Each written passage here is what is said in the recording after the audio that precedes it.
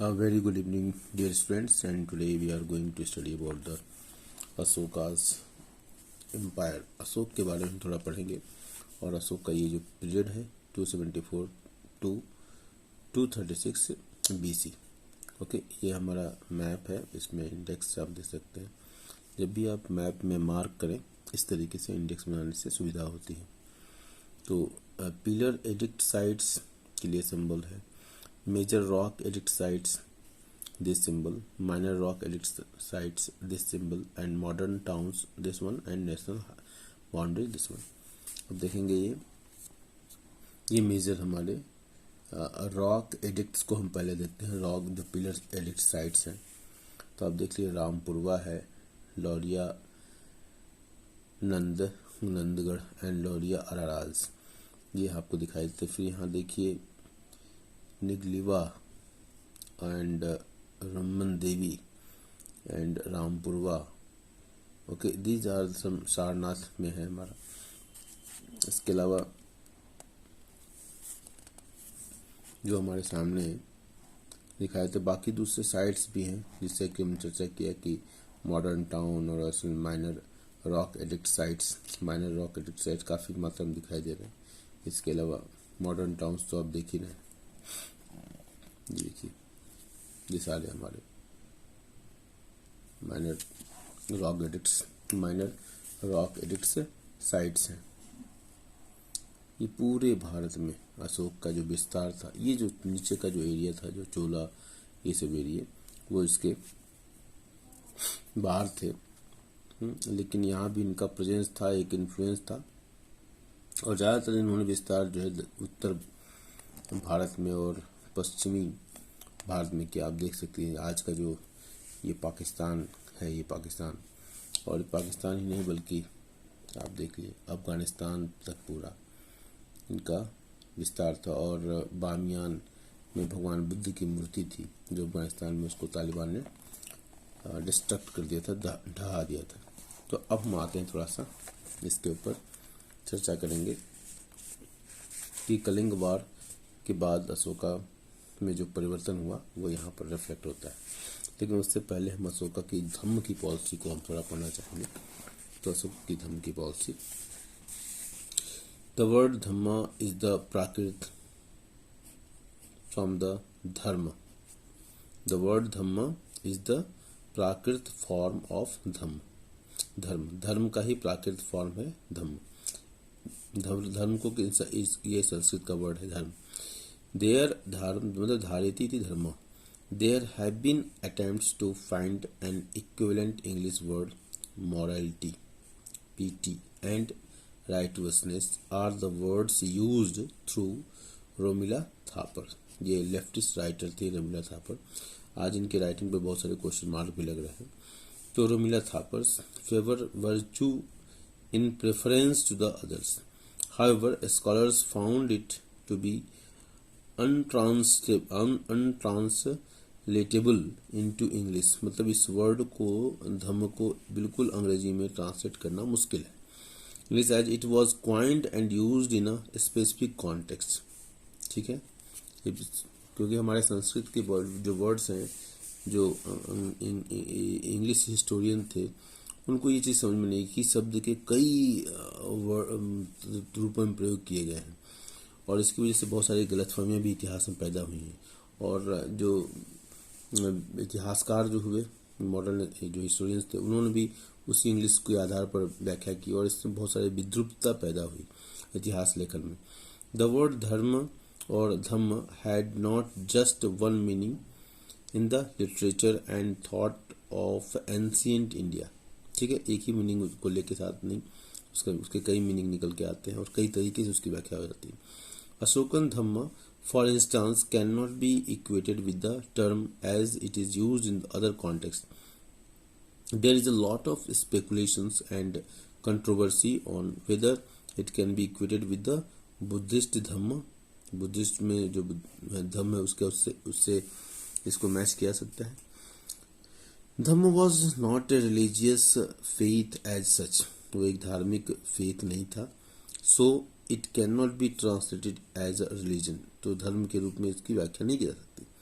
nor was it a royal policy formulated in an arbitrary manner। न तो ये कोई सरकारी आज्ञा थी जिसको मतलब बिल्कुल आर्बिट्ररी मैनर में इसको लागू किया गया हो, मतलब बिल्कुल अपने राज्याधीश के रूप में इसको लागू किया गया, ऐसा भी नहीं है। It was a general statement on social norms, ठीक है, सामाजिक व्यवस्थाओं का एक हिस्सा था, बनाने का प्रयास था। अ वे ऑफ लाइफ, जिंदगी जीने का तरीका, incorporating a number of ideas, बहुत तरह के विचारों को शामिल करते हुए, एंड प्रैक्टिसेस, और व्यवस्थाओं को शामिल करते हुए। रोमिला थापर ऐसा करती है। In his policy of Dhamma, Ashoka seems to have tried to synthesize the various norms prevalent in the society of the time। उस समय के बहुत सारे विचारों को उसमें समाहित करने का प्रयास किया गया था। Why Dhamma? His policy of Dhamma, the king could have found a means of solving the existing problems। जो वर्तमान में उस समय में जो समस्याएं थी उसको सॉल्व करने का एक प्रयास था। It has been suggested that the Dhamma policy was an attempt to come to grips with the tensions in which a complex society was involved। Society में जो बहुत सारे तनाव थे उस तनाव को दूर करने का प्रयास था। The Mauryan society was multicultural society where various social, religious and economic forces counteracted one another, मतलब बहुत सारी सोसाइटी में आपस में इंटरेक्ट करते थे और दूसरे से विरोधाभास भी पैदा होता था। As it is clear from the Arthashastra, a strong ruler, a smoothly working and capable bureaucracy and good communications existed in the Mauryan times and the ruler had to maintain his control over his empire at any cost. अभी कहते हैं कि अर्थशास्त्र के अनुसार कि strong ruler, शक्तिशाली राजा, smoothly working and capable bureaucracy and good communication, मतलब ये सारी चीज़ें जो है अच्छे राज्य के लिए जरूरी होती हैं। Existed in the modern times, मतलब मॉडर्न के समय में सारी अच्छाइयाँ समाहित थी, जिसमें स्ट्रॉन्ग राजा भी शक्तिशाली था, कार्यशैली भी उसकी और ब्यूरोक्रेसी के साथ संबंध और लोगों के साथ संवाद, ये सारी चीज़ें पॉजिटिव थी। One way of doing this was by exerting the ruthless control through armed strength, deification of the ruler and similar stern methods। अब इन सब चीज़ों को one way of doing this was, अब इसको करने का जो तरीका था, लॉ एंड ऑर्डर को मेंटेन करने का तरीका था कि लॉ मतलब बिल्कुल रूथलेस हो जाए राजा, हाँ मतलब बहुत अत्याचारी तरह का राजा हो जाए, अपने पावर का ज़्यादा उपयोग करे, ये सब सारी चीज़ें हो सकती थी। जैसा कि आधुनिक बहुत सारे राजाओं में देखा है, तो औरंगजेब के समय जिस तरीके से डिस्ट्रक्शंस किए गए थे, तो अशोक भी चाहते तो ऐसा कर सकते थे, लेकिन अशोक ने वैसा नहीं किया। उसने धर्म की स्थापना की और प्रजा के अंदर वो फीलिंग डेवलप करने का, मतलब एक माइंडसेट चेंज करने का कि आप राज्य आपका है, आप उसके हिस्से, मतलब जो कंप्लीट डेमोक्रेसी की आज हम बात करते हैं, अशोक ने उसको अपने व्यवहार में धर्म के माध्यम से उतारने का प्रयास किया था।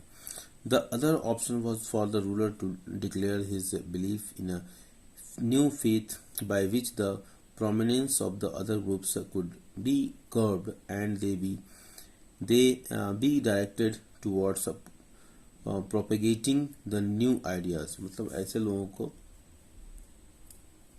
The other option was for the ruler to declare his belief in a new faith, ठीक है, राजा को जो है रूलर जो है to declare his belief in the new faith, नए विश्वास में अपनी रजामंदी, अपना विश्वास नया जो उन्होंने स्टार्ट किया था उसमें उसको दिखाते, धर्म में दिखाते, और by which the prominence of the other groups of could be curved and they be directed towards, मतलब और उसकी तरफ बाकी लोगों को फोर्स किया जाता या आकर्षित किया जाता।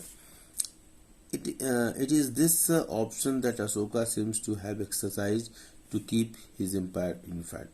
और उन्होंने इस ऑप्शन को अपनाने का प्रयास किया, जिसमें अपने विचार को उन्होंने प्रमोट किया, लोगों को इंस्पायर्ड करने का प्रयास किया। On the political level there was the need for a binding factor. The modern empire was not only more extensive, बहुत फैला हुआ था, and that of the Nandas, but it also included a greater variety of people। Imperial control had been imposed over a vast area that had earlier, for the most part, been divided into small kingdoms.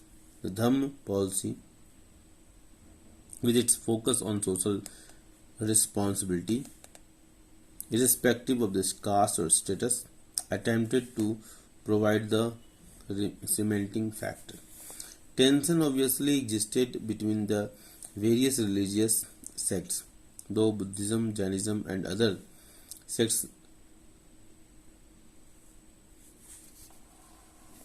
Tensions obviously existed between the various religious sects, though Buddhism, Jainism, and other sects like those of the Ajivikas had become popular. The Brahmins still had a strong hold on society. The heterodox sects were opposed to such domination. There could have been areas within the empire where both the Brahminical and Straminical culture were not popular. L Basham ये कहते हैं, A cultural history of India mentions two categories of religious leaders, Brahmins and Sramanas, where the latter are referred to as heterodox ascetics. Mahavir, Buddha, and Maikali Ghosal and are mentioned as Sramana teachers. In such a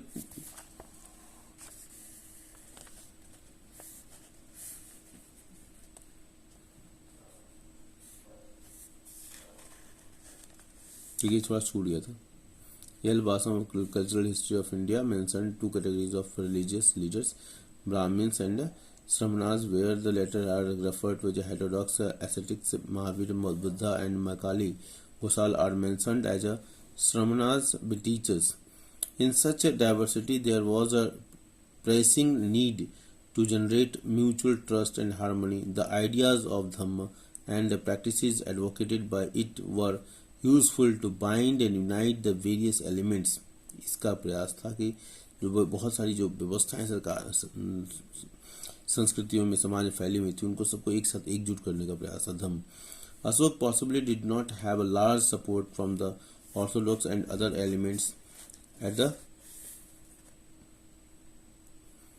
court during the early part of the his reign. शुरू में इनको सहयोग सबका नहीं मिला होगा. By giving support to the heterodox sects without opposing orthodox Brahmins, he could have been looking for a kind of support that would wean the people away from the orthodoxy and make his own principles more acceptable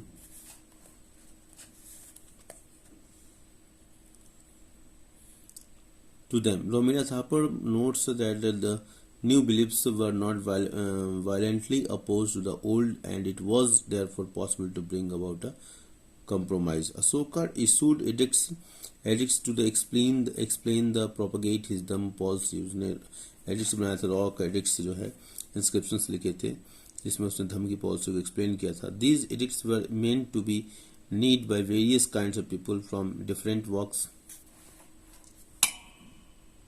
Propagate the Dhamma policy. These edicts were meant for various kinds of people from different walks of life. Thus, the policy was directly communicated to his subjects. Ashoka also undertook public welfare measures and administrative reforms to propagate Dhamma. In his edicts, he mentions the welfare and other activities that were carried out. He also explained the appointment of officers of Dhammahmats for the purpose of mentions his undertaking of royal tours, Dhamm Yatras. Okay. Now the principles of Dhamma. Historians like Promila Thapar see Dhamma as an ethical concept and not as a religious idea. In one context, Thapar notes the means he adopted for its publicity may have rivaled those of religious system, but the teachings itself did not assume a religious garb. The policy has not been defined by Ashoka as such. It stressed on tolerance, that all sects may dwell in all places, for all seek self-control and purity of mind. Seventh major rock edict's emphasis is on showing the consideration towards servants and the slaves and being obedient to elders। ये सब सारी चीज़ें जो है ना moral value जो हमारे घरों में बताया जाता है सनातन परंपरा के अंतर्गत कि बड़ों का पैर छुओ और रिस्पेक्ट करो, ये सारी बातें। जेंसिटी is the preached to help the needy, the Brahmins and the Sramanas, a play for consequent conquest by Dhamma instead of war, underscores the importance of non-violence. Welfare measures like tree planting and the digging of wells were included in the Dhamma policy. Asoka also appointed the Dhamma Mahamats to propagate and carry out the ideas and beliefs ingrained in the dhamma. Dhamma mahamatra की नियुक्ति की गई थी क्योंकि धम्म में जो अच्छी अच्छी बातें थी उसके बारे में प्रोपोगेट करते बताते। Okay, to study the Dhamma policy in details, we need to refer to the edicts given below. The references of the Dhamma policy in the major rock edicts, some major rock inscriptions and the pillar edict. तो धम्म महामास जो थे, the officers of Dhamma और धम्म महामास appointed by Asoka in the 14th year of his reign, 14वें साल में appoint किया था धम्म महामास को, were directly responsible for the practical working of the Dhamma। ये धम्म कैसे काम करता है उसके ऊपर ये अध्ययन अध्यापन और इसको समझने और इसको प्रोपगेट करने के लिए इनकी ड्यूटी थी। These officers directly reported to the king and they could have been a privileged group. The Dhamma Mahamats were at first concerned with the promoting general welfare, while emphasizing the practices of Dhamma, they were allowed entry into the homes of all classes of people, including the royal relatives. It may be assumed that gradually their power to interfere in the lives of the people increased. These officers were busy among members of various sects. Edicts mentions that they worked among servants and nobles, Brahmins and wealthy householders, the poor and the aged and others. They worked not only within the empire but also in the frontier area and neighboring regions. The institutions of Dhamma Mahamats is seen by some scholars as a proof that the Dhamma did not conform to any one religion, particularly Buddhism. To them, such an institution would not have been necessary. Each religion had either its a group of devoted believers, or its order of monks who could have been organized into active propagandists with the greater efficiency, as they would already have been ardent believers, according to Romila Thapar. तो इसके साथ ही आज हमने अशोक के धम्म के ऊपर विचार किया। अशोक ने किस प्रकार धम्म की पॉलिसी को स्प्रेड आउट किया रॉक एडिक्ट्स के माध्यम से, और इसके बारे में विभिन्न विचारकों के क्या मत हैं उसको हमने देखा। बस बेसिकली हम इतना ही जान लें शॉर्ट में कि अशोक की जो धम्म की पॉलिसी थी ये कोई रिलीजन न होकर एक वेलफेयर मेजर था, प्रोग्राम था, जिसमें राज्य की जनता के लिए कुछ कर्तव्य थे, उसमें इंस्ट्रक्शंस थे उन लोगों के लिए भी जो इस वेलफेयर से जुड़े हुए थे, कर्मचारियों के लिए भी एक संदेश था, सैनिकों के लिए और मंत्रियों के लिए भी एक संदेश था कि किस तरह प्रजा, जो कि प्रजा को वो अपने परिवार की तरह देखते थे, जो कि विश्व इतिहास में बहुत कम दिखाई देता है। भारत भूमि का ही एक जलवा कह लीजिए, कमाल कह लीजिए, एक दैवी कृपा कर लीजिए कि भारत भूमि में ऐसे अशोक जैसे राजा हुए। राजा लड़ाई तो करते हैं, लेकिन लड़ाई के बाद वो अपनी प्रजा को किस तरीके से रखते हैं, लोगों में विभेद नहीं करने का प्रयास करते हैं। और आधुनिक समय में चाहे मुगल काल हो चाहे किसी भी काल में इस तरह की सोच मुगल काल में तो बिल्कुल ही नहीं दिखाई देती है। वहाँ तो डिस्क्रिमिनेशन ही होता था हिंदूज और मुस्लिम के बीच में। हालांकि कुछ वहाँ पर कुछ राजा हुए, जिससे दरा सिको का एग्जाम्पल ने, जो कि उन्होंने गीता और का भी अध्ययन किया था, श्री कृष्ण के ऊपर काफ़ी उनका अध्ययन था। तो ऐसे राजा बहुत कम हुए, लेकिन बाय एंड लार्ज कहा जाए तो अशोक को विश्व इतिहास का महानतम राजा मानने में कोई दिक्कत नहीं। Thank you.